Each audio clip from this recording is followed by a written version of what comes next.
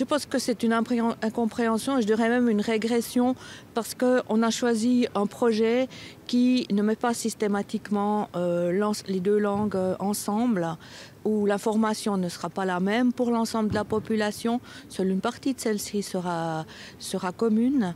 Et donc on sépare à nouveau cette communauté que nous avons créée au cours des 25 ans avec Télébilingue et qui forme une identité qui est notre identité régionale. La réaction, c'est quand même d'exprimer un choc. Je pense que ce n'était pas envisagé par la région, par le Forum du bilinguisme. Nous avions clairement soutenu le dossier de Télébilingue. Pourquoi?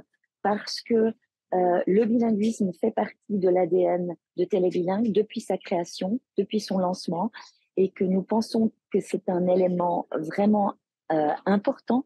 Ça veut dire faire de la télévision par les gens francophones, germanophones, qui font cette région. Si quelqu'un n'a pas joué le rôle qu'il devait jouer, à mon avis, ici, c'est le canton de Berne. Si vous regardez la prise de position du canton de Berne, vous voyez qu'il dit « Ouais, le bilinguisme ensemble, type télébilingue, c'est plutôt la ville de Bienne. » Et le bilinguisme parallèle, donc deux langues mais séparées, c'est plutôt le Seeland et le Jura bernois.